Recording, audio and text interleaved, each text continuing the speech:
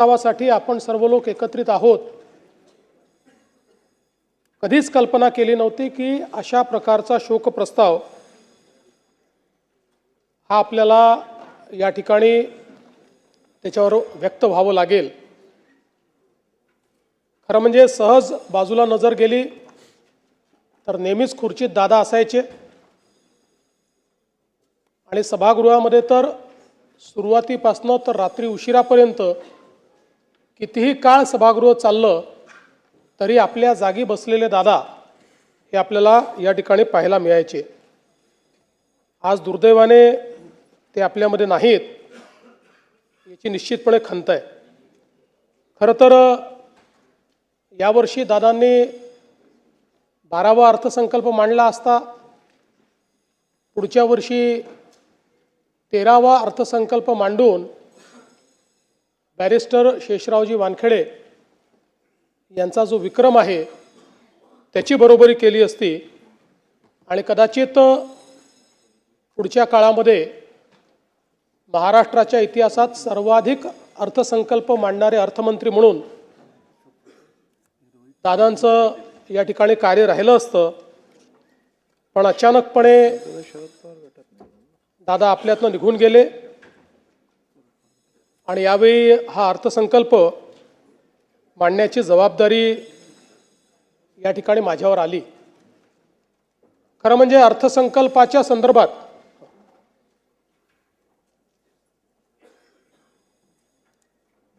आपल्या सर्वांनाच कल्पना आहे की कठोर निर्णय घ्यायचे असतील तर ते घ्यायला कधीही मागे पुढे न पाहणारे अजितदादा होते। पण त्याचवेळी वित्त विभागाने लाडकी बहीण योजनेचा भार हा अर्थसंकल्पावर फार मोठ्या प्रमाणात पडेल आणि म्हणून याचा पुनर्विचार करावा असं सुचवल्यानंतर देखील त्या ठिकाणी ठामपणे निर्णय घेऊन तो विषय मंत्रिमंडळापुढे आणण्याचं काम करणारे देखील अजितदादा होते। आणि आपल्या सगळ्यांना आठवतं की लाडकी बहीण योजनेनंतर अजितदादांनी गुलाबी जॅकेट घालणं सुरू केलं होतं आणि आम्हालाही सगळ्यांना ते जॅकेट घालायला लावलं होतं। आता या सगळ्या गोष्टी केवळ आठवणींमध्ये आहेत आणि म्हणून मला असं वाटतं की संपूर्ण सभागृह अत्यंत या परिस्थितीमध्ये दुःखी आहे। खरं तर अशा प्रकारचा प्रस्ताव मांडणं एक घटनात्मक जबाबदारी देखील आहे, पण मला असं वाटतं की माझ्याकरता एक अत्यंत भावनिक अशा प्रकारचा देखील हा प्रसंग आहे। महाकवी भास यांचं एक नाटक आहे स्वप्न वासवदत्त, आपल्याला माहिती आहे त्यातला एक संस्कृत श्लोक आहे, काष्ट गतो ही पावका काय दहती मित्र शोकस्तु हृदयमस्तीच दहती। याचा अर्थ असा आहे की लाकूड जळते तेव्हा तो अग्नी केवळ शरीर जाळतो, पण मित्रशोक हा हृदय आणि अस्थिलाही अर्थात आपल्या अंतस्थ आत्म्यालाही जाळतो। अजितदादांसारख्या एका सच्च्या मित्राचा सहप्रवासाचा असा मृत्यू होणं ही खरं म्हणजे केवळ राजकीय हानी नाही तर आपल्या सर्वांच्याच अंतःकरणाला प्रचंड वेदना देणारी अशा प्रकारची बाब आहे। आपण असं म्हणतो की काही गोष्टींवर काळ केवळ हे औषध असतं, पण तरी देखील कितीही काळ गेला तरी काही वेदना या मात्र कमी होत नाहीत। अशा प्रकारची निश्चितपणे एक वेदना असणार आहे। आपण अनेक वेळा राजकीय नेत्यांच्या निधनानंतर पोकळी निर्माण झाली अशा प्रकारचं वक्तव्य करतो। खरं म्हणजे ज्यावेळी एखादा ज्येष्ठ नेता आपल्यातनं ते निघून जातात, अनेक वर्ष त्यांनी काम केलेलं असतं, त्यावेळी त्यांच्या निधनाने त्यांची कमतरता जाणवते, ती पोकळी नसते। पण ज्यावेळी अजितदादांसारखा एक व्यक्ती जो राजकीय क्षेत्रामध्ये स्थिरावलेला आहे, ज्यांनी राजकीय क्षेत्राला वेगवेगळ्या पद्धतीनं पादांकरात केला आहे, ज्यांनी राजकीय क्षेत्रामध्ये आपलं स्वतःचं अस्तित्व नेतृत्व निर्माण केलं आहे आणि ज्या व्यक्तीकडे समाज आणि संपूर्ण क्षेत्र भविष्याच्या दृष्टीनं पाहत आहे, असा व्यक्ती ज्यावेळेस निघून जातो त्यावेळी खऱ्या अर्थानं पोकळी निर्माण झाली हा जो शब्द आहे त्या शब्दाची व्याख्या काय आहे ही आपल्याला लक्षात येते. कारण तो असा क्षण असतो की ज्यावेळी आपल्याला लगेच लक्षात येतं की आता अशा प्रकारचे अजितदादा दुसरे होऊ शकत नाही. त्यामुळे ही जी पोकळी आहे ही पोकळी भरून काढणं हे अत्यंत कठीण आहे आणि म्हणून मला असं वाटतं की खऱ्या अर्थानं त्यांचं अकस्मात निधन हा आपल्या सर्वांकरता एक धक्का देखील त्या ठिकाणी आहेच. खरं म्हणजे मंत्रिमंडळाच्या बैठकांमध्ये जनतेमध्ये जात असताना प्रसार माध्यमांमध्ये जाहीर कार्यक्रमांमध्ये अधिवेशन चालू झाल्यानंतर अजितदादांचं अस्तित्व हे सगळीकडे ठळकपणे जाणवायचं. कारण आपल्याला कल्पना आहे की प्रत्येक गोष्ट ही शिस्तीत झाली पाहिजे अशा पद्धतीनं सातत्याने अजितदादांचं त्या ठिकाणी म्हणणं असायचं आणि सकाळी 6 वाजल्यापासून काम करणारा नेता अशा पद्धतीनं त्यांची ख्याती होती.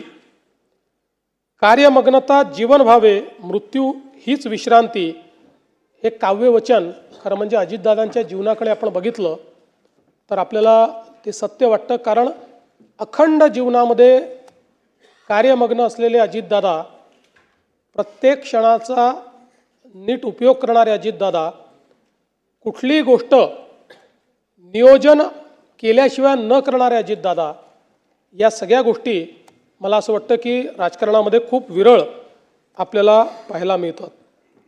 खरं तर त्यांचा आणि आमचा दोघांचाही जन्म 22 जुलैचा.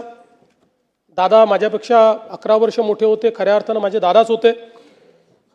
आणि मला असं वाटतं की गेल्या जवळपास 1 दशकापेक्षा जास्त काळ, ते तर सोबत कदाचित उशिरा आले आमच्या, पण 1 दशकापेक्षा जास्त काळ अतिशय आमची जवळीक होती,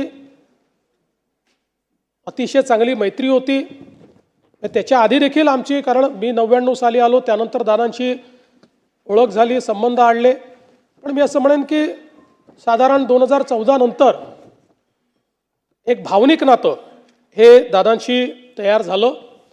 मी अनेक वेळा माझ्या मुलाखतीत म्हणायचो की राष्ट्रवादी काँग्रेस आमचं स्ट्रॅटेजिक पार्टनर आहे, पण त्याचवेळी माझ्या मनात मात्र मला हे पक्कं माहिती होतं की अजितदादा हे काही स्ट्रॅटेजिक पार्टनर नाही आहेत, तर अंतःकरणातनं आपल्यावर प्रेम करणारा अशा प्रकारचा आपला मित्र म्हणून खरं म्हणजे अजितदादांकडे मी बघितलं आणि त्यांनीही माझ्याकडे त्याच पद्धतीनं बघितलं. आणि जीवनभर मला असं वाटतं की आमचं ते नातं त्यांच्या अंतिम दिवसापर्यंत कायम होतं. मला आजही आठवतं की 27 जानेवारी 2026ला मंत्रिमंडळाची बैठक झाली, त्यानंतर पायाभूत सुविधांची बैठक झाली. त्याही बैठकीमध्ये अजितदादांनी आपल्या नेहमीच्या सिग्नेचर पद्धतीने सगळ्यांना, जे अधिकारी होते त्यांना विचारलं की मी आज सकाळी माहिती घेतली आहे आणि ज्या प्रकारे कॅपिटल एक्सपेंडिचरमध्ये ग्रॉस व्हॅल्यू ॲडिशन काही राज्यांमध्ये होतं तेवढं आपल्या राज्यात का होत नाही, या संदर्भात तुम्ही काय कारवाई करणार आहात.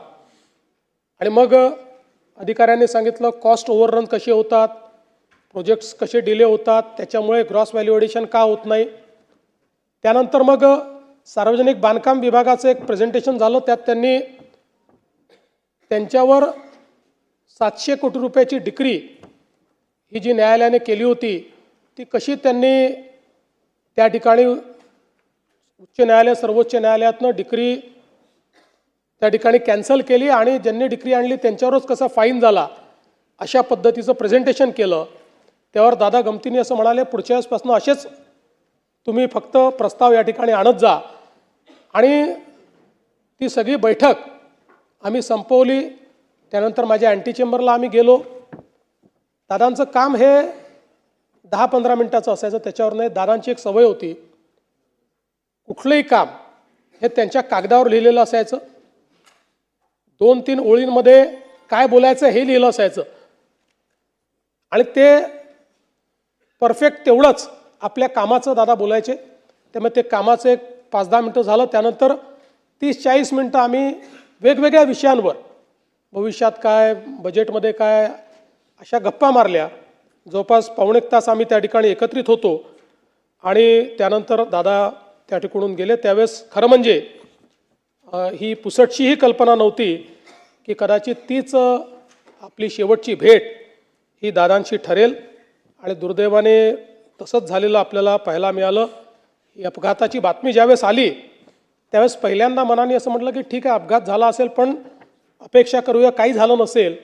पण लगेच दुसरी बातमी आली की विमानाची परिस्थिती बघता त्याच्यामध्ये कोणीही त्या ठिकाणी जिवंत असेल असं वाटत नाही आणि त्यातनं मग पुढच्या गोष्टी आपल्या सर्वांना माहितीच आहेत. खरं म्हणजे अजितदादा हे केवळ एक व्यक्तिमत्व नव्हतं, तर ते एका पिढीचा आत्मविश्वास होते.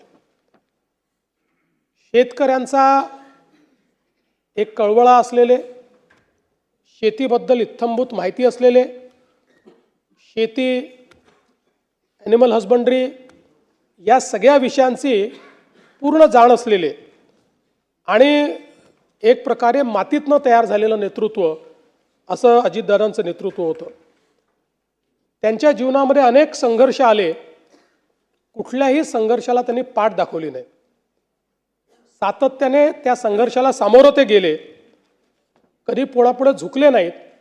पण ज्यावेळी दादांना मनातनं असं वाटलं की काहीतरी चूक आहे किंवा समाजाला ते चूक वाटतं आहे, त्यावेळी जाहीर माफी मागायलाही त्यांनी मागे पुढे पाहिलं नाही.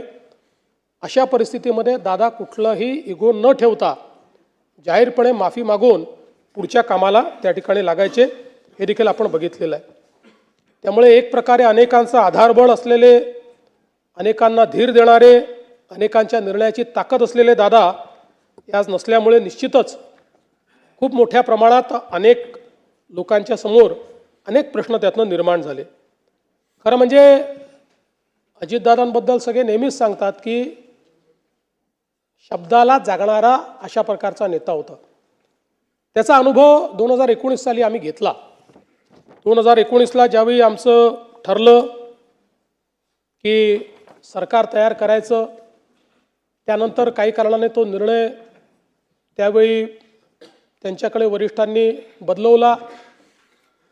पण दादांनी त्यावेळेस भूमिका घेतली की नाही, मी शब्द दिलेला आहे, मी शब्द मोडणार नाही.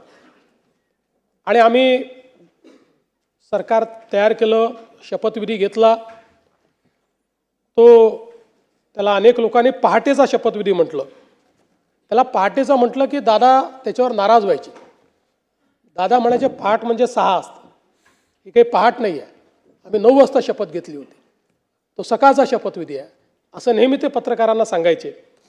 आणि मला आजही आठवतं की त्यावेळी अतिशय दृढतेनं त्यांनी, खरं म्हणजे त्यांना निश्चितपणे काही ना काही प्रमाणात त्याची किंमत मोजावी लागली, पण तरी देखील त्यांनी सांगितलं की एकदा निर्णय झाला होता, मग या निर्णयाला मी बांधील असेल. आणि ज्यावेळी सर्वोच्च न्यायालयाचा निर्णय आमच्या विरोधात गेला, मला आजही आठवतं की वर्षा बंगल्यामध्ये दादा आणि मी दोघंच जण होतो. त्यावेळी तो निर्णय विरोधात गेल्यानंतर त्या ठिकाणी सरकार स्थापन करणं काही शक्य नव्हतं. दादांनी विचारलं काय केलं पाहिजे. मी म्हटलं दादा आता याच्यामध्ये उगीच तुम्ही स्वतःचा बळी द्यावा अशी आमची पण अपेक्षा नाही. ठीक आहे, आता जे काही असेल तुम्ही तुमचा निर्णय घ्या. आणि त्यानंतर माझ्याशी चर्चा करून, म्हणजे अनेक वेळा अनेकांनी अनेक गोष्टी त्या ठिकाणी सांगितल्या, पण वर्षा बंगल्यावरनं माझ्याशी चर्चा करून दादांनी मग तो निर्णय बदलवला. कारण त्यांच्यासोबत जे लोक राहिले होते हे दादांना माहिती होतं की शेवटी त्यांचंही भविष्य आपल्याला बघायचं आहे. आणि मग दादांनी पुन्हा त्या ठिकाणी जे काही सरकार झालं त्या सरकारमध्ये सामील होण्याचा निर्णय घेतला. आणि म्हणून मला असं वाटतं की त्यांच्या स्वभावात पारदर्शकता होती. ओठात आहे ते ओठात आहे आणि जे आहे ते तोंडावर बोलून टाकायचं. तोंडावर बोलताना दादा राजकीय परिणामांची फारशी काळजी करत नव्हते. आणि मला असं वाटतं की राजकारणामध्ये असं अनेक वेळा तुम्हाला पॉलिटिकली करेक्ट राहावं लागतं, पण पॉलिटिकली करेक्ट राहणाऱ्यांपैकी दादा नव्हते. त्यांना जे वाटलं ते स्पष्टपणे रोखठोक त्या ठिकाणी बोलायचे. आणि त्यामुळे मला असं वाटतं की त्यांच्याबद्दल आमदारांना किंवा सदस्यांना देखील माहिती होतं की दादांनी एखादी गोष्ट तोंडावर नाही म्हटली याचा अर्थ काही आपले विरोधक नाही आहेत, त्यांना नाही पटलेली, त्यामुळे त्यांनी नाही म्हटलेली आहे. पण जे काम होऊ शकत असेल ते मात्र तात्काळ करणे आणि तिथल्या तिथे फोन लावणे, ते काम झालं आहे की नाही पाहणे, अशा पद्धतीनं दादाची ख्याती असल्यामुळे जे सदस्य आहेत ते आपलं काम हक्काने घेऊन त्या ठिकाणी दादांकडे जाताना आपण बघायचो. आणि मला असं वाटतं की वर्षानुवर्ष काम करत असताना दादांनी एकवचनी असण्याचा एक नाव जे कमावलं की दादा म्हणतात ते करतात, हे राजकारणामध्ये मला असं वाटतं की अतिशय विरळ आहे. आणि खरं तर मला असं वाटतं की ज्यावेळेस 2019 नंतर मी विरोधी पक्षनेता झालो, ते इकडे आले, ते पुन्हा उपमुख्यमंत्री झाले. पण आपल्यापैकी अनेकांच्या लक्षात असेल की इथनं भाषण करताना ते माझा उल्लेख मुख्यमंत्री म्हणूनच करायचे. मग प्रत्येक वेळी मग त्यांना आठवण करून द्यावी लागायची की मुख्यमंत्री नाही, विरोधी पक्षनेता. आणि मला असं वाटतं की त्यानंतर कदाचित त्यांचे ते शब्द जे आहेत ते सत्य झाले. आम्ही एकत्रित आलो, आम्ही दोघेही उपमुख्यमंत्री झालो, नंतर मी मुख्यमंत्री झालो, पुन्हा शिंदेसाहेब आणि ते उपमुख्यमंत्री झाले. आम्ही खरं म्हणजे आमच्या अनेक गोष्टींवर गप्पा देखील व्हायच्या, अनेक गोष्टींवर बोलायचो. दादांना क्रिकेटची आवड होती, त्याच्यावरही अनेक वेळा आमची चर्चा व्हायची. आणि आम्ही जेव्हा एकत्रित प्रवास करायचो त्यावेळी दादांच्या अनेक ज्या काही सवयी होत्या त्यात दादांना मला नेहमी आठवतं की दूध प्यायला आवडायचं. त्यामुळे आमच्या विमानात किंवा हेलिकॉप्टरमध्ये कोल्ड्रिंक असू द्या, काही असू द्या, जे कोल्ड मिल्क असतं, आणि दादा सांगायचे मी शेतकऱ्याचा मुलगा आहे, रोज हळदीचं दूध पितो आणि मला कुठल्याही म्हणजे कोल्ड्रिंक किंवा याच्यापेक्षा दूध प्यायला आवडतं. अशा अनेक सवयी दादांच्या एकदम नजरेसमोरून जातात. दादा चप्पल घालायचे पण पाय नेहमी स्वच्छ ठेवायचे. त्यांना ती एक सवय होती की बसल्या बसल्या आपला पाय स्वच्छ करायचे ते. त्यामुळे अशा ज्या गोष्टी आहेत त्या अशा आज माझ्या नजरेसमोरून चाललेल्या आहेत. पण मला असं वाटतं की त्यांच्या काही सवयी ज्या होत्या या इतक्या महत्त्वाच्या होत्या. त्यातली सगळ्यात महत्त्वाची सवय म्हणजे त्यांचा वक्तशीरपणा. कधीही कुठल्याही ठिकाणी 1 मिनिटं आधी पोचायचं म्हणजे पोचायचं. ज्यावेळी आम्ही तिघं होतो, शिंदेसाहेब मुख्यमंत्री होते, मी उपमुख्यमंत्री होतो, दादे उपमुख्यमंत्री होते. 12 वाजताचा कार्यक्रम असेल तर दादा 11:59ला पोचणार, मी 12:05ला पोचणार आणि शिंदेसाहेब थोड्या वेळेमध्ये, नाही एवढं नाही, पण एक 15-20 मिनटं अजून ते मागे पुढे. पण कधीही, आणि मी तर कमीत कमी शिंदेसाहेब किती वाजता निघतात हे बघून मी त्या ठिकाणी कार्यक्रमात पोचायचो. पण दादा 12चा कार्यक्रम कोणाला याला किती वाजू द्या, दादा 11:59ला पोचणार म्हणजे पोचणार. आणि मला असं वाटतं की ही त्यांचं वक्तशीरपणा, म्हणजे सकाळी 9ची बैठक असेल, त्यांनी बोलवली असेल तर अधिकाऱ्यांना माहिती असायचं की 8:59ला दादा खुर्चीवर असणार, त्यामुळे त्याच्या आधी आपण पोचलं पाहिजे. मंत्रालयामध्ये कुठल्याही अधिकाऱ्यांपेक्षा लवकर पोचणारे दादा होते. मला असं वाटतं की मंत्रालयाची सुरुवातच दादा करायची आणि सकाळी 9 वाजता मंत्रालयात आपल्या चेंबरमध्ये जाऊन दादा बसायचे. तिथे मिटिंगा घ्यायचे, त्यांचं कामकाज करायचे. आणि म्हणून कधीही कामकाज अडलेलं आहे, फाईल थांबलेली आहे, दादा उपलब्ध नाही म्हणून निर्णय होत नाही असं कधी झालं नाही. एखादा निर्णय जर त्यांना पटला नाही तर मात्र त्या ठिकाणी ते स्पष्टपणे सांगायचे, फाईल थांबवायचे, चर्चा करायचे.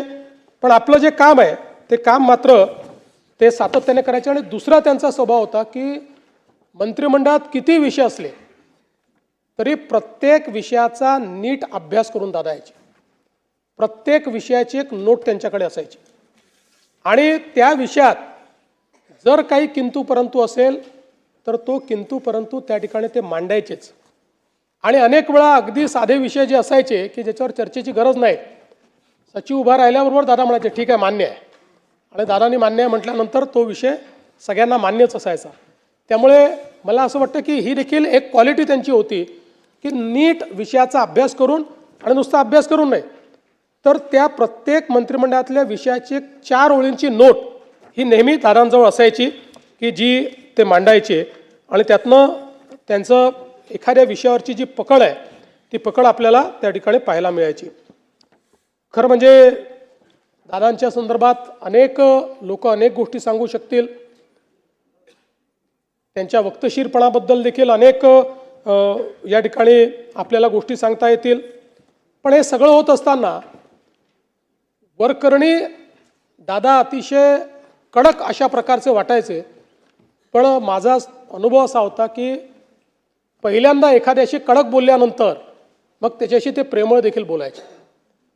आतून ते अतिशय प्रेमळ होते. त्यांचा स्वभाव होता की पहिल्यांदा एखाद्याला जसा मिलिटरीचा अधिकारी एकदम स्ट्रेट करतो असा स्ट्रेट करायचे, आणि त्यानंतर मात्र त्या व्यक्तीला सांभाळून घ्यायचं आणि त्या व्यक्तीचं जे काही कार्य आहे ते कार्य करायचं. हे खरं म्हणजे दादांचं आपण काम पाहिलं. पण हा सगळा वक्तशीरपणा, हे सगळं घड्याळाच्या काट्याने चालणं, या सगळ्या गोष्टी जरी खऱ्या असल्या तरी पहिल्यांदाच दादांनी टायमिंग मात्र चुकवलं. आणि ते टायमिंग म्हणजे ज्यावेळेस राजकारणामध्ये खूप मोठी इनिंग दादा खेळतील हे आपल्या सगळ्यांना दिसत होतं. अशा परिस्थितीमध्ये त्याने पहिल्यांदा जीवनाचं टायमिंग चुकवलं, आणि त्याची हळहळ ही आपल्या सर्वांना नेहमीच राहील. खरं तर दादा 6 वेळा उपमुख्यमंत्री झाले. सर्वाधिक वेळा उपमुख्यमंत्री होण्याचा मान त्यांना मिळाला. पण अनेक वेळा ते असं म्हणायचे की मी कधीतरी मुख्यमंत्री होईल, पण मी उपमुख्यमंत्री मात्र नेहमी राहील. अशा पद्धतीनं अनेक वेळा गमतीने ते म्हणायचे. आज मी असं म्हणू शकतो, Ajitdada Pawar was the best chief minister Maharashtra never had. एक जो चांगला मुख्यमंत्री महाराष्ट्राला मिळू शकला असता तो अजितदादांच्या रूपानं आता आपल्यामध्ये नाही. आणि मला विश्वास आहे की शेवटी कधीतरी त्यांचं स्वप्न देखील नियतीने पूर्ण केलं असतं. त्यांच्यात ती क्षमता निश्चितपणे होती. शेवटी राजकारणामध्ये वेगवेगळ्या प्रकारचे गणितं असतात, पण क्षमतेचा जर विचार केला तर मुख्यमंत्री पदाकरता पूर्णपणे क्षमता असलेलं नेतृत्व हे अजितदादांचं होतं. खरं तर मी असं म्हणेन की राजकारणामध्ये आपल्याकडे अनेक नेते आहेत, अनेक दादा आहेत, आणि सगळ्याच दादांनी चांगलं काम केलं आहे. पण महाराष्ट्रामध्ये वसंतदादा आणि अजितदादा ही 2 नावं अशी आहेत की ज्यांना दादा म्हणून नेहमीच महाराष्ट्र हा त्यांच्या कामाकरता या ठिकाणी लक्षात ठेवेल. दादांनी सुधाकरराव नाईकांच्या मंत्रिमंडळात ज्यावेळेस काम केलं त्यावेळी खरं म्हणजे सुरुवातीच्या काळामध्ये जेव्हा दादा मंत्री झाले त्यावेळी थोडा त्यांचा स्वभाव अबोल होता, किंवा नेमकं तेवढं काम करायचं अशा प्रकारचा त्यांचा स्वभाव होता. त्यामुळे पहिल्यांदा लोकांचा दृष्टिकोन असा होता की एका मोठ्या घराण्यातला माणूस आहे, हा मंत्री झालेला आहे. पण त्यानंतर ज्यावेळेस दादांनी काम करणं सुरू केलं आणि विशेषतः सुधाकररावांच्या मंत्रिमंडळामध्ये त्यांनी ज्यावेळेस काम सुरू केलं, खरं तर सुधाकरराव त्यानंतर त्यांच्या प्रत्येक वाक्यागणित अजितदादांचं नाव घ्यायचे. आणि त्यातनं अजितदादांचा परिचय हा काम करणारा नेता म्हणून, काम करणारा मंत्री म्हणून या महाराष्ट्राला झाला. आणि मला असं वाटतं की त्यानंतर मात्र त्यांनी जी स्वतःची ओळख निर्माण केली, कारण आपल्याला माहिती आहे की ते पहिले लोकसभेवर गेले, पण त्यानंतर पवारसाहेबांना तिकडे जायचं होतं, त्यामुळे दादा विधानसभेवर आले. आणि त्यानंतर मात्र 8 वेळा निर्विवादपणे प्रचंड मतांनी आणि वेगवेगळे रेकॉर्ड करत बारामती मतदारसंघातनं दादा हे सातत्याने विधानसभा जिंकतच राहिले. बारामतीचा अपराजित नेता म्हणून दादांकडे आपण पाहतो. जनतेचं जे प्रेम दादांना मिळालं ते निश्चितपणे मला असं वाटतं की कुठल्याही नेत्याकरता त्यापेक्षा मोठा दुसरा कुठलाही ठेवा हा असू शकत नाही. आपल्याला या ठिकाणी माहिती आहे की विकास प्रकल्पांच्या बाबतीत दादा नेहमी सकारात्मक असायचे. त्यांचा मूळ पिंड हा विकास झाला पाहिजे, प्रोजेक्ट झाले पाहिजे आणि विरोधी पक्षात असतानाही विरोधाला विरोध न करता त्यांच्यामध्ये ही हिंमत देखील होती की एखादा जर चांगला प्रकल्प असेल तर त्याला विरोधी पक्षात असताना देखील म्हणजे मी मुख्यमंत्री असताना देखील अनेक वेळा अनुभव घेतला की थेट त्याला त्यांनी या सभागृहात ते बोलायचे की ठीक आहे बाकी गोष्टी सोडून द्या, हे बरोबर आहे. किंवा विरोधी पक्षात असतानाही एखाद्या सभेमध्ये आपल्याच पक्षाचा एखादा व्यक्ती हा पंतप्रधानांबद्दल चुकीचं बोलल्यानंतर त्याच ठिकाणी आपल्याच पक्षाच्या व्यक्तीला पंतप्रधानांबद्दल या शब्दात बोलण्याचं तुला कुठलाही अधिकार नाही हे दरडावून सांगणं, ही देखील जी एक मला असं वाटतं की एखाद्या नेतृत्वाची जी काही क्षमता असते ती क्षमता दादांमध्ये आपण अनुभवली आणि दादांनी त्या संदर्भात नेहमीच मला असं वाटतं की आता प्रयत्न केला. कधी फायलींचा ढीग हा दादांकडे आपण बघितला नाही. अधिकाऱ्यांना बोलवायचं, तिथे निर्णय करायचे, त्यांच्याकडनं समजून घ्यायचं आणि एकदा पटलं की त्याची पाठराखण करायची, अशा पद्धतीनं ते सातत्याने काम करायचे. आज समाज माध्यमांमध्ये दादांचे अनेक व्हिडिओ आपण पाहतो. त्यांच्या म्हणजे तसा मूळ दादांचा स्वभाव हा जरी सिरियस वाटत असला तरी त्यांच्या भाषणांमध्ये मात्र खूप खुमासदारपणा असायचा. आज आपण अनेक त्यांची भाषणं जी काही समाज माध्यमात पाहतो, त्यांचे अनेक शॉर्ट्स पाहतो, अनेक त्यांचे पोस्ट पाहतो, लोकांनी केलेले अनेक त्यांचे जे व्हिडिओज आहेत ते पाहतो. त्यामुळे त्यांच्या भाषणामध्ये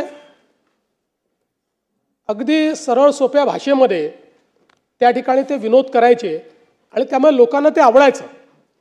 किंवा पत्रकार परिषदेमध्येही अनेक वेळा एका वाक्याचं एका शब्दाचं उत्तर असं देऊन पत्रकारांना एखाद्या गंभीर विषयांवर नाकारलेले उत्तर आणि त्या ठिकाणी उत्तरही दिलं नाही, त्यांना बोलायला संधी मिळाली नाही, अशा पद्धतीनं दादांचं आपल्याला त्या ठिकाणी काम पाहायला मिळायचं. आणि कुठल्याही सवय नसलेल्या दादांची एकच सवय होती, ती म्हणजे काम. He was a workaholic person. कुठलंही काम दादांनी ज्या क्षेत्रात काम केलं त्या क्षेत्रामध्ये दादांनी उत्तम काम केलं. माननीय पवार साहेबांनी देखील लोक माझे सांगती या पुस्तकामध्ये दादांचं वर्णन करताना लिहिलं आहे, अजितच्या कामांचा झपाटा, सहकाऱ्यांना विश्वास देण्याची त्याची पद्धत आणि कितीही काम करण्याची त्याची तयारी, यामुळे त्याच्या नेतृत्वाबद्दल विधिमंडळ सदस्यांच्या मनात सन्मानाचे स्थान आहे. अजितची ही स्वकष्ट अर्जित कमाई आहे, असं पवारसाहेबांनी देखील त्यांच्याबद्दल लिहिलेलं आहे. साहित्य क्षेत्रामध्ये मधु मंगेश कर्णिक यांनी सांगितलेला किस्सा आहे की ज्यावेळेस मालगुंडला केशवसुतांच्या स्मारकाकरता निधीची कमतरता होती तर त्यांना सांगितलं की तुम्ही अजितदादांकडे जा. तर त्यांच्या मनात शंका होती की दादांकडे गेल्यानंतर त्यांना या स्मारकाचं इतकं महत्त्व वाटेल का किंवा हे महत्त्वाचं असेल का. आणि त्यावेळेस ते दादांकडे गेले. दादांना सहकार चळवळीच्या संदर्भात, शिक्षणाच्या संदर्भात, उद्योगाच्या संदर्भात तर सगळ्या लोकांना माहितीच होतं की किती त्यांची आस्था आहे. पण साहित्य क्षेत्राच्या संदर्भात दादा फार प्रगट करत नव्हते. पण ज्यावेळेस ते त्या ठिकाणी गेले त्यावेळेस दादांनी त्यांना सांगितलं की केशवसुतांचं स्मारक हे झालंच पाहिजे. तात्काळ त्याकरता निधी दिला आणि स्वतः फोन करून मधु मंगेश कर्णिकांना सांगितलं की हा निधी मी दिलेला आहे, काम इमिजिएट झालं पाहिजे आणि कुठेही निधी कमी पडला तर तो निधी तुम्ही मला मागा, पण हे स्मारक महाराष्ट्राच्या अस्मितेचं स्मारक आहे, त्यामुळे हे स्मारक करण्याकरता तुम्हाला जी मदत लागेल ती मदत मी त्या ठिकाणी करणार आहे. दादांनी एक किस्सा सांगितला होता की ते म्हणाले मी असं ठरवलं होतं की आधी घर बांधायचं त्यानंतर लग्न करायचं. आणि 1980च्या दशकामध्ये सिमेंटची तीव्र टंचाई होती. आणि मग त्यांनी सांगितलं की काय करायचं. मग त्या काळामध्ये सिमेंटचं रेशनिंग होतं. मग माजी मंत्री अंकुशराव निंबाळकर साहेब यांच्याकडनं त्यांनी कसं सिमेंट मिळवलं, कसं घर बांधलं आणि त्यानंतर मात्र मग त्यांनी लग्न केलं. अशा अनेक त्यांच्या जीवनातले गोष्टी, छोट्या छोट्या गोष्टी आहेत, पण त्यातनं ते कसे दृढनिश्चयी होते की एकदा जे ठरवलं ते करायचंच, अशा पद्धतीनं त्यांचं खरं म्हणजे कार्य होतं. मला आजही आठवतं की लोकसभेच्या निवडणुकीमध्ये ज्यावेळी आम्हाला कमी सीट्स मिळाल्या, महाविकास आघाडीला चांगला विजय त्या ठिकाणी मिळाला. त्यानंतर आम्ही तिन्ही पक्षाचे जे नेते होतो, मी असेल, शिंदेसाहेब असतील, अजितदादा असतील, यांनी गांभीर्याने दौरे चालू केले, जास्तीत जास्त लोकांपर्यंत कसं पोचता येईल. शिंदेसाहेब आणि मी तर दौरे करत होतो, पण मी असं म्हणेन की त्या काळामध्ये सर्वात जास्त फिरलेले अजितदादा होते. लोकसभेच्या निवडणुकीनंतर अजितदादांनी घर जे सोडलं ते रोज एकही दिवस असा नाही की ते कुठल्या जिल्ह्यात नाही, सातत्याने एकेका जिल्ह्यात जाऊन त्या ठिकाणी त्यांचे आमदार असतील, त्यांचे सदस्य असतील, कोणी माजी आमदार असतील, यांच्या सभा करायच्या, त्यांचे कार्यक्रम करायचे. त्यातनं त्यांनी पक्षाला एक कॉन्फिडन्स हे देण्याचं काम त्या ठिकाणी केलं. खरं म्हणजे दादांच्या जाण्याने संपूर्ण महाराष्ट्र तर हळहळला आहेच, पण निश्चितच त्यांच्या कुटुंबांना, सुनेत्रा बहिणींना जे काही दुःख झालं असेल ते आपण सगळे समजू शकतो. पण या बिकट परिस्थितीतही बहिणींनी अतिशय धीरोदत्तपणे या ठिकाणी त्यांचं कार्य पुढे नेण्याकरता कठोर निर्णय घेतला आणि अत्यंत संयमी आणि घरंदाज पद्धतीनं आज ज्या पद्धतीनं त्यांनी हे सगळं जे काही कार्य आहे ते हातामध्ये घेतलं आहे, ते कार्य त्या पेलतायत. निश्चितपणे आपण सगळे लोक आणि आपल्या सद्भावना या त्यांच्या पाठीशी आहेतच. कारण शेवटी राजकीय क्षेत्रामध्ये अनेक वेळा व्यक्तिगत वेदना आपल्याला बाजूला ठेवून समाज, राज्य याचा विचार करत आपलं कर्तव्य त्या ठिकाणी बजावत राहावं लागतं. मला विश्वास आहे की वहिनी देखील ज्या प्रकारे दादांनी एक आपली वेगळी प्रतिमा तयार केली तशी आपली प्रतिमा तयार करतील आणि त्याच पद्धतीनं दृढतेनं या ठिकाणी काम करतील. खरं तर दादांचा जन्म हा आपल्याला माहिती आहे राहुरी तालुक्यातला होता आणि दादांचे जे मामा आहेत, कदम कुटुंब जे आहे, हे कट्टर राष्ट्रीय स्वयंसेवक संघाचं कुटुंब होतं. राष्ट्रीय स्वयंसेवक संघाचे पदाधिकारी देखील त्यांचे मामा होते, त्यांचं घर होतं. दादांचं बालपण बऱ्यापैकी मामांच्या घराकडे गेलं असल्यामुळे त्यांच्या त्या कार्याची जाणीव देखील होती. पण दादा मात्र मोठे हे जो काही त्या काळचा काँग्रेसी विचार होता किंवा पवारसाहेबांचं जे नेतृत्व होतं त्या नेतृत्वातून ते पुढे झाले. त्यांनी शिक्षण पूर्ण केल्यानंतर शेतीची सुरुवात केली. टोमॅटो लागवड, दुग्ध व्यवसाय, कुक्कुटपालन या सगळ्या गोष्टी त्यांनी स्वतः केल्या आहेत. हे मला जी काही माहिती आहे त्यात त्यांनी स्वतः वहिनींनी या ठिकाणी हे सगळं काम करणं, त्याचं मार्केटिंग करणं, बाजारात देखील या सगळ्या वस्तू पोचवणं, या सगळ्या गोष्टी म्हणजे ज्याला आपण जमिनीतनं उठून मोठं होणं म्हणतो अशा प्रकारचं सगळं कार्य हे त्यांनी केलं. आणि म्हणूनच सामान्यातल्या सामान्य माणसाच्या अडीअडचणी या दादांना माहिती होत्या. सहकार, शेती, ग्रामीण विकास यातनं त्यांनी राजकीय प्रवास जो सुरू केला तो सातत्याने आपल्याला माहिती आहे की वेगवेगळ्या पदांवर दादा राहिले. त्यांनी अतिशय चांगलं काम हे वेगवेगळ्या पदांवर केलं आणि हे सगळं करत असताना त्यांनी जे अर्थसंकल्प मांडले ते जर आपण बघितलं तर त्या अर्थसंकल्पांचा जो काही स्थायी भाव आहे त्याच्यामध्ये त्यांचा भर हा नेहमी राजकोषीय स्थैर्य निर्मितीवर असायचा. म्हणजे महसुली वाढ आणि खर्चाला प्राधान्यक्रम, विकास अभिमुख विस्तार म्हणजे भांडवली गुंतवणूक वाढवून रस्ते, ऊर्जा, सिंचन, उद्योगांना चालना देणं आणि संरचनात्मक संतुलन या 3 गोष्टींवर आधारित सगळे त्यांचे अर्थसंकल्प आपल्याला पाहायला मिळतात. त्यामुळे खर्चावर नियंत्रण ठेवण्याचं काम ते नेहमी करायचे. मला आजही आठवतं की आम्ही मंत्रिमंडळाच्या बैठकीत जेव्हा बसायचो त्यावेळी शिंदेसाहेब बसायचे, त्यांच्या बाजूला मी बसायचो आणि मग दादा बसायचे. आणि तो काळ अतिशय घाईचा काळ होता. मग अनेक वेळा माझी भूमिका रेफरीची यायची, कारण शिंदेसाहेबांचा हात खुला होता. त्यामुळे ते दरवेळेस एखादी नवीन योजना आणायचे. दादा म्हणायचे, आपण आता मोठ्या योजना केलेल्या आहेत, मग आता ही योजना कशी करायची. मग शिंदेसाहेब मला म्हणायचे की नाही आपल्याला ही केली पाहिजे. मग मी त्यांना सांगायचो केली पाहिजे. मग ते सांगायचे नाही पण आत्ता पैशाची तंगी आहे. मग मी यांना सांगायचो पैशाची तंगी आहे. असं करून मग शेवटी दोघांचं एकमत व्हायचं आणि मग आम्ही ती योजना पूर्ण करायचो. त्यामुळे हा आमच्या तिघांच्या स्वभावातला हे अंतर होतं. पण मला असं वाटतं की आम्ही तिघं एकमेकाला कॉम्प्लिमेंट करत होतो आणि म्हणून त्यातनं एक कुठल्याही मुख्यमंत्र्याला अर्थमंत्री कसा पाहिजे तर तो अजितदादांसारखा पाहिजे की जो तुम्हाला नेहमी वास्तविकतेचा आरसा दाखवेल पण त्याचवेळी राज्याची वाटचाल थांबवणार नाही. अशा प्रकारचा अर्थमंत्री हा आपण त्यांच्या माध्यमातून बघितला. आपल्याला कल्पना आहे की विकासाच्या संदर्भात विशेषतः एकदा मला विचारलं की समजा दादा त्या ठिकाणी जर मंत्री झाले नसते तर काय झाले असते. मी बोलताना म्हटलं त्यांच्यात शिस्त तर पोलीससारखी आहे, कदाचित पोलीसमध्ये घेतले असते. हाडाचे शेतकरी आहेत तेव्हा कदाचित शेतकरी झाले असते. पण नंतर मग माझ्या डोक्यात विचार आला की दादा निश्चितपणे या ठिकाणी बांधकाम इंजिनियर झाले असते.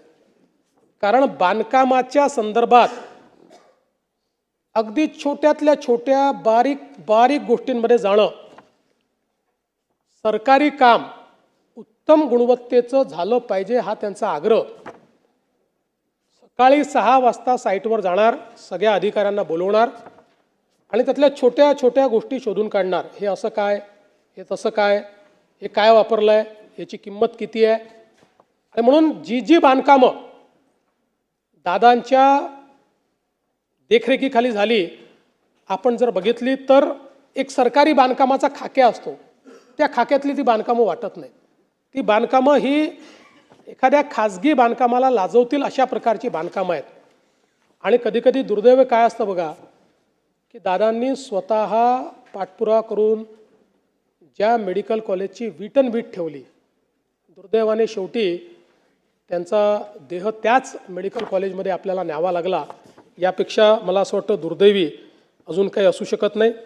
त्यांचा दर्जा आणि सौंदर्यसृष्टी ही खरोखर अतिशय चांगली होती. खरं तर कोविडच्याही अभूतपूर्व संकटामध्ये दादा पूर्णपणे मैदानात होते. आपल्याला कल्पना आहे की त्या काळामध्ये अनेक प्रश्न निर्माण झाले होते, पण खंबीरपणे राज्याचे अर्थमंत्री म्हणून आणि अर्थमंत्र्याच्याही पलीकडे ही आपली जबाबदारी असं समजून या संपूर्ण कोविडच्या काळात सरकारची बाजू योग्य पद्धतीने मांडणं असेल, सरकारचे निर्णय योग्य होतील या दृष्टीनं काम असेल, या सगळ्या गोष्टी दादांनी केल्या. त्यामुळे मी असं म्हणेन की महाराष्ट्राने एक नेता गमावला, एक प्रशासक गमावला, मी वैयक्तिक एक मित्र गमावला. आपण सगळ्यांनी ज्यांना आपण आपल्या कुटुंबासारखं समजत होतो असा कुटुंबातला एक व्यक्ती आपण सगळ्यांनी या ठिकाणी गमावला. खरं तर साखर कारखानदारीच्या क्षेत्रात, सहकाराच्या क्षेत्रात त्यांनी केलेलं कार्य आपण सगळ्यांनी बघितलं आहे. शिक्षणाच्या क्षेत्रात त्यांनी केलेलं कार्य, सगळ्या संस्थांचं नाव, सगळ्या कारखान्यांचं नाव या ठिकाणी घेणार नाही, पण या प्रत्येक गोष्टीत दादांचा एक ठसा आपल्याला पाहायला मिळतो. त्याच्या प्रत्येक विकासामध्ये दादांच्या पाऊलखुणा आपल्याला पाहायला मिळतात. एक दादांचा टच आपल्याला पाहायला मिळतो, एक दादांचा ब्रँड आपल्याला पाहायला मिळतो. मला असं वाटतं की अशा पद्धतीनं हे कार्य करणं हे खरोखर राजकीय नेत्यांनी देखील यातनं शिकण्यासारखं आहे. खरं तर आज दादा आपल्यामध्ये नाहीत आणि निश्चितपणे आता आठवणींच्या व्यतिरिक्त आपल्याजवळ मला असं वाटतं की त्यांच्या स्मृतीच राहणार आहेत. पण अशा या सगळ्या जो काही विचारांचं काहूर आहे, वेगवेगळ्या आठवणी आहेत, यावर जर आपण बोलत राहिलो तर कदाचित आपल्यापैकी प्रत्येकजण दिवसभर बोलू शकेल. आणि म्हणून खरं तर कवी पी सावळाराम यांचं एक गीत आहे, त्यातलं एक कडवं हे केवळ दादांकरताच लिहिलं आहे का असं आपल्याला वाटावं. जनसेवेचे बांधून कंकण, त्रिभुवन सारे घेईन जिंकून, अपूर्व आपुले दृढसिंहासन, नित भिजतो मानवतेला, जो आवडतो सर्वांना तोची आवडे देवाला. मला असं वाटतं की हे कदाचित दादांकरताच लिहिलं आहे असं आपल्या सर्वांना जाणवावं. मी दादांच्या पावन स्मृतींना या ठिकाणी विनम्र अभिवादन करतो. त्यांच्या आत्म्यास चिरशांती लाभो अशी प्रार्थना करतो.